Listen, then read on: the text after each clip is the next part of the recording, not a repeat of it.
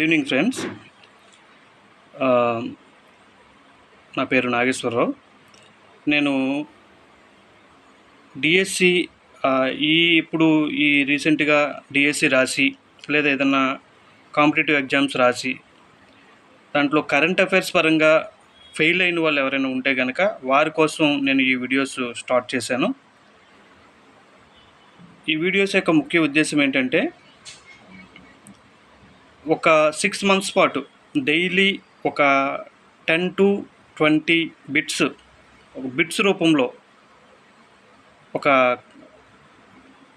Content తీసుకొని దాన్ని bits రూపంలో క్రియేట్ చేసి బిట్స్ ఏ విధంగా మనకు రావచ్చో ఆ విధంగా 6 months తర్వాత రాసే వాళ్ళకి చాలా యూజ్ఫుల్గా ఉండే విధంగా నేను ప్రిపేర్ చేయడానికి ప్రారంభించాను. సో దయచేసి అందరూ వీడియోని సపోర్ట్ చేయమని చెప్పేసి నేను కోరుతున్నాను. ఇక స్టార్ట్ చేద్దాం. చూడండి, ఇక్కడ ఐబిసిఏ అనేది మనకి వార్తల్లోకి వచ్చింది. ఐబిసిఏ అంటే ఇంటర్నేషనల్ బిగ్ క్యాట్ అలియన్స్. ప్రశ్నలు ఏ విధంగా వస్తాయంటే, ఐబిసిఏలో సభ్య దేశాలు ఎన్ని ఉన్నాయి అని అడుగుతాడు. ఐబిసిఏలో సభ్య దేశాల సంఖ్య, ఇక్కడ సైన్డ్ కంట్రీస్, అలాగే బిగ్ క్యాట్ రేంజ్ దేశాలు, అలాగే రాటిఫైడ్ కంట్రీస్ అని చెప్పేసి 3 భాగాలుగా ఇది ఉంటుంది. ఈ 3 భాగాలను కూడా మనం అర్థం చేసుకోవాలి. సభ్య దేశాల సంఖ్య లేదా సైన్డ్ కంట్రీస్ అని అడిగితే ఆన్సర్ 27 అవుతుంది. లేదు అలా కాకుండా ఐబిసిఏ బిగ్ క్యాట్ రేంజ్ దేశాలు ఎన్ని అని అడిగితే కనుక 95 అవుతుంది. ఐబిసిఏలో రాటిఫైడ్ కంట్రీస్ ఎన్ని అని అడిగితే కనుక ఆన్సరు 5 అవుతుంది. రాటిఫైడ్ కంట్రీస్ అంటే ఆమోదించిన దేశాలు అని అర్థం. ఆ 5 దేశాలు ఏంటి అని మనకి ఈ క్రింది వాటిలో ఏది రాటిఫైడ్ కంట్రీస్, ఐబిసిఏలో రాటిఫైడ్ కంట్రీస్ కాదు, లేదా ఐబిసిఏలో రాటిఫైడ్ కంట్రీస్ ఏవి అని అడిగినప్పుడు ఈ 5 మనం గుర్తుంచుకోవాల్సి ఉంటుంది. 5 నికరాగ్వా, ఎస్వతిని, ఇండియా, సోమాలియా, లైబీరియా. ఈ 5 మనం జ్ఞాపకం చేసుకోవాల్సి ఉంటుంది.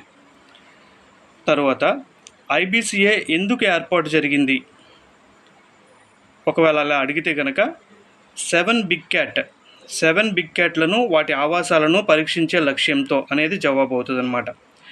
7 బిగ్ క్యాట్ అంటే ఏంటి అంటే కనుక 7 బిగ్ క్యాట్స్ ఏంటి అనేవి మనం తెలుసుకోవాలి.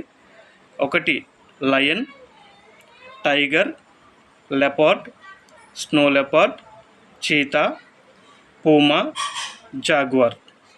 ఇక్కడ చూడండి, ఈ 7 బిగ్ క్యాట్స్ అనేవి మనకి ఈజీగానే గుర్తుంటాయి. లయన్ గుర్తుంటుంది, టైగర్ గుర్తుంటుంది, లెపార్డ్ గుర్తుంటుంది, స్నో లెపార్డ్ గుర్తుంటుంది, చీతా గుర్తుంటుంది. ఇక గుర్తు లేనివి ఏమైనా ఉంటాయి కనుక అవి పూమా, జాగ్వార్. వీటి మీద కొంచెం స్ట్రెస్ చేసి చదువుకుంటే మనకి గుర్తుంటాయి. తర్వాత ఐబిసిఏ ప్రధాన కార్యాలయం ఎక్కడ ఏర్పాటు కానుంది? ప్రస్తుతానికి ఈ ప్రశ్న ఎక్కడ ఏర్పాటు కానుంది? న్యూఢిల్లీలో ఏర్పాటు కానుంది. 6 months తర్వాత ఇదే ప్రశ్న మనకి ఎక్కడ ఏర్పాటు చేశారు అని అడగవచ్చు. అప్పుడు కూడా ఆన్సరు న్యూఢిల్లీ అవుతుంది. అప్డేట్ చేసుకోవాల్సి ఉంటుంది.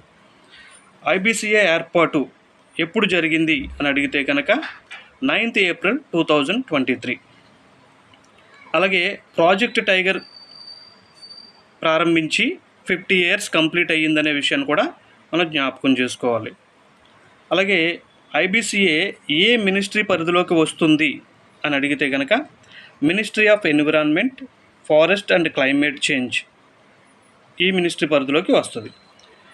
ఈ ministry of environment and forest and climate change ఇప్పుడు ప్రజెంట్ మినిస్టర్ ఎవరంటే కనుక Bhupendra Yadav. Thank you friends. మరిన్ని అప్డేట్స్ కోసం, మరిన్ని వీడియోస్ కోసం వీడియోని లైక్ చేయండి, షేర్ చేయండి, సబ్స్క్రైబ్ చేయండి, సపోర్ట్ చేయండి ఫ్రెండ్స్. ఇలాగా ఎవ్రీడే ఏదైనా ఒక టాపిక్ని కానీ తీసుకొని కానీ, లేదా ఒక 20 బిట్స్, ప్రజెంట్ అయితే 80 బిట్స్ చేశాను, 20 బిట్స్ చేయాలని చెప్పేసి అనుకుంటున్నాను. ఒక 6 months పాటు ఈ విధంగా ఎవ్రీడే 20 బిట్స్ మనం అలా మేనేజ్ చేసుకుంటూ వెళ్ళినట్లయితే కనుక end of the day after 6 months తర్వాత పడే ఏ ఎగ్జామ్కైనా సరే షార్ట్గా 100% కాన్ఫిడెంట్తో మీరు పేపర్ని మీరు ఎదుర్కొంటారు. Thank you friends, thank you.